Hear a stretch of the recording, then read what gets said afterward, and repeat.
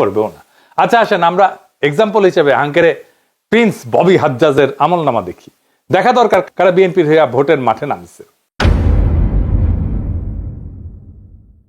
ওই কে জানেন, ও বাপের নাম মুসা বিন শমসের, বাংলাদেশের সবচেয়ে ধনী ব্যক্তি, এতই ধনী যে তারে নিয়ে ডকুমেন্টারি হয়, তারে প্রিন্স বলে ডাকে বিদেশিরা। সে যে জুতা পরে না, জুতা জুতা, তাতে ডায়মন্ড বসানো থাকে, হীরা হীরা হীরা বসানো থাকে জুতায়।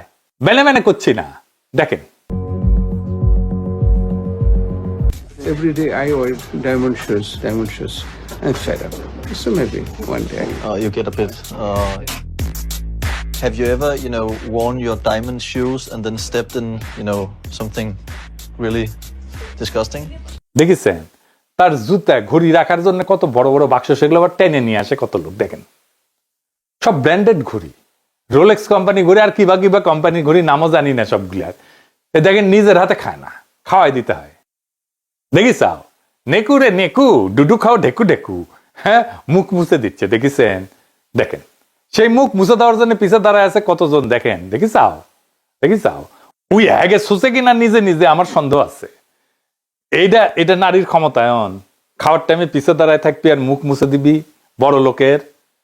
এটা কর্মজীবী নারী নাকি এটা দাসত্ব, নাকি এটা সম্পদের অশ্লীল প্রকাশ? এইটাকে সে কেমনে কামাইছে জানেন? অস্ত্র ব্যবসা কইরা। জি জি জি ঠিকই শুনেছেন, অস্ত্র ব্যবসা কইরা। তার পোলা হইতেছে ববি হাজ্জাজ। সালাম কেমনে দিতে হয় সেটাও শিখে নাই। দেখেন বছরে সালাম দেয় না, নির্বাচন যখন আসে হায় রে সালাম, সালাম দিতে দিতে আসসালামু আলাইকুম এই এত সময় বলবে কতক্ষণ, খালি কয় চালকুম চালকুম, তাড়াতাড়ি। এই সুপার রিচের পোলার ক্যান্ডাস দিতে সে খাইছিল, কারণ ওর বোনের বিয়ে দিছে শেখ সেলিমের ছেলের সাথে। এবার বুঝেছেন তো রসুনের সব এক জায়গায়, বুঝেছেন তো এইটাই সেই এলিট এস্টাবলিশমেন্ট, সবগুলা কি এক জায়গায় বান্দা। এই সম্পদ রক্ষা করা লাগবি না, তাই রাজনীতি। হাসিনার বিরুদ্ধে রাজনীতি করছে যেন দুঃসময় বেআইরে প্রোটেক্ট করতে পারে। আওয়ামী লীগের রাজনীতিতে তারেক রহমান তো এমনিতে আনতে চায় না, এই যে এগুলোর জন্য আনতে চায়। এই ববি হাজ্জাজের বাসায় আপনি ঢুকতে পারবেন? ঢুকতে দিবে আপনারে? পারবে না। ওই টাকা সেটা এমপি হবি, ওই ধান্দা করিছে, অত সুজা না। টাকা নেন অসুবিধা নাই, কিন্তু ভোট দিবেন মামুনুল হককে। হ্যাঁ বুঝি চাও, রিক্সা মার্কে খালি সিল মারো রে সিল মারো, রিক্সা মার্কাত সিল মারো। যে আপনার স্বপ্ন জানে, কল্পনা জানে, দুঃখ জানে, বেদনা জানে, যে সত্যিকার অর্থে আপনার প্রতিনিধি হইতে পারে। আপনি নিজেই বিবেচনা করেন মুসা বিন শমসেরের ছেলে আপনার প্রতিনিধিত্ব করার যোগ্যতা রাখে কিনা? না, মামুনুল হক রাখে। সে তো আপনারই লোক। এই ববি হাজ্জাজেরা সেই পথের পথিক, যেই পথে তারেক রহমান আর ধানের শীষ আমাদেরকে নিয়ে যেতে চায়। আর কোন পথ আছে? আর একটা পথ আছে, যেই পথ সামনে যায়, ভবিষ্যতের দিকে যায়, জাতিকে ভবিষ্যতের দিকে নিয়ে যায়, একটা নতুন সময়ের দিকে নিয়ে যায়, যেখানে জুলাইয়ের চেতনা বেঁচে থাকে, জুলাই জিন্দা থাকে এবং জনগণের স্বপ্নের রাষ্ট্রের বদলের দাবি জুলাইয়ের চেতনা বাস্তবায়িত হয়। আজ তো জুলাই নিজেই ঝুঁকিতে আছে, জুলাই বিপ্লব আর জুলাই যোদ্ধারা। আজকে প্রশ্ন, আমরা কি জুলাইকে কবর দেব, না আবার পুরনো ব্যবস্থার কাছে আত্মসমর্পণ করব?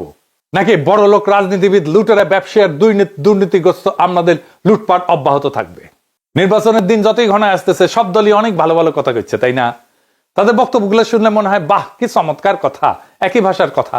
তারা কি করছে, কে বেশি বিপজ্জনক, কে বেশি অযোগ্য, কাকে বিশ্বাস করা যায় না, কে সেই 1971 স্বাধীনতার বিরোধিতা করেছিল, ওরে বাপ রে, এইখানেই ফাঁদ। নির্বাচনের আগে ভালো কথা বলা খুবই সহজ। পুরুষ মানুষের কুরকুরে উঠলে বউরে কয় না, দেখিছো দেখিছো কত সুন্দর চাঁদ উঠিছে, উনকে আর কি। ইলেকশন আসলে যত সার্কাস শুরু হয় রাজনৈতিক দলগুলায়, কিন্তু নাগরিকদের কাজ হচ্ছে প্রশ্ন করা। আমাদের কঠিন প্রশ্ন করতে হবে এই রাজনৈতিক দলগুলোতে কারা এই দলগুলোর পেছনে আছে, কোন পরাশক্তি, কোন আন্তর্জাতিক শক্তি, কারা টাকা দেয়, এদের ক্ষমতা আসে কোথায় থেকে, প্রার্থীরা কারা, তাদের রেকর্ড কি, এবং সবচেয়ে গুরুত্বপূর্ণ তারা আদৌ সংস্কার বাস্তবায়ন করতে পারবে কি না বা করতে চায় কিনা। এই জায়গাটা কথা খুব পরিষ্কার করে বলা দরকার। এই নির্বাচন আদর্শ বনাম আদর্শের লড়াই না, এটা ধর্ম বনাম ধর্ম নিরপেক্ষতার লড়াই না, এটা আসলে স্টেট ক্যাপচার বরং স্টেট রিপেয়ার, এইটার লড়াই। রাষ্ট্র ক্ষমতা দখল করে লুটপাট আগের শাসন চালানো আর রাষ্ট্র পুনর্গঠনের লড়াই, এই দুইটা জিনিস। একদিকে আছে এমন দলগুলা যারা রাষ্ট্রকে আগেই দখল করে ফেলছে, ব্যবসা দিয়া, আমলাতন্ত্র দিয়া, পরিবারতন্ত্র দিয়া, পুরনো সিস্টেমের উপরে দখল দিয়া, আগের ব্যবস্থার সাথে সিস্টেম কইরা। তাই তারা বলে হাসিনা না আসলেও হাসিনা পোলামাইয়া আসতে পারবে রাজনীতিতে। বাহ, চমৎকার। এই জন্য আমাদের বাচ্চারা রক্ত দিছিল, এই জন্য আমরা লড়াই করে ফেসিবাদ উৎখাত করছি, এই জন্য এত কষ্ট করছি আমরা। আর অন্যদিকে আছে এমন এক শক্তি যাদের এখনো পুরনো সিস্টেম খায়া ফেলায় নাই, দলের মধ্যে চোর ডাকাত লুটপাটকারী নাই, যাদেরকে প্রোটেক্ট করতে হবে ওই দলদেরকে। তাই রাষ্ট্রকে মেরামত করার হিম্মত আছে তাদের। বিএনপি আসলে কি একটা? বিএনপি আর একটা কম শক্তিশালী আওয়ামী লীগ, কম বুদ্ধিমান আওয়ামী লীগ, কম সংগঠিত আওয়ামী লীগ। বিএনপি আওয়ামী লীগের মধ্যে দলের কম্পোজিশন, তার শ্রেণী চরিত্র, এটার মধ্যে কোনো তফাৎ নাই। বিএনপি একটা গভীরভাবে দুর্নীতিগ্রস্ত দল, গভীরভাবে দুর্নীতিগ্রস্ত দল। আর দলের লোকেরা তারেক রহমানের চাকর বাকর। আপনারা জিজ্ঞেস করেন তারেক রহমানের কিভাবে চলে, মানে সংসার চলে কিভাবে, মির্জা ফখরুলের সংসার চলে কিভাবে জিজ্ঞেস করেন। কই থেকে আসে? তারা রাজনীতি করতে আসে নাই, আসতে ধান্দা করতে। তাদের দেশকে নিয়ে কোনো মহৎ স্বপ্ন নাই। থাকলে হাসিনার আমলে জান প্রাণ দিয়ে লড়াই করতো, করে নাই। তারা আওয়ামী লীগের থেকে আলাদা না, একই জিনিসে তৈরি। আওয়ামী লীগ বিরিয়ানি হইলে বিএনপি তেহারি।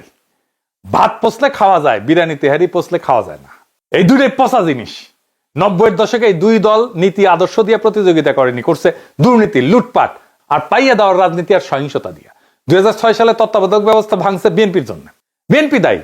সদ্য অবসরপ্রাপ্ত প্রধান বিচারপতিকে তত্ত্বাবধায়ক সরকার প্রধান হবে, এটাই ছিল সিস্টেম। 2004 সালে একটা সংবিধানের 4র্থ সংশোধনী গৃহীত হয়, অনেকেরই স্মরণ আছে।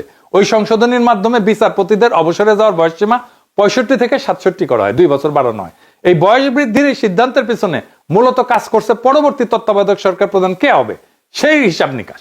সাবেক প্রধান বিচারপতি কে এম হাসানকে, যিনি একসময় বিএনপির রাজনীতির সাথে জড়িত ছিলেন, তাকে প্রধান উপদেষ্টা করাই ছিল এই সংশোধনীর মূল উদ্দেশ্য। যার ফল সামরিক শাসন, 1/11 এবং শেষ পর্যন্ত 15 বছরের ফ্যাসিবাদ।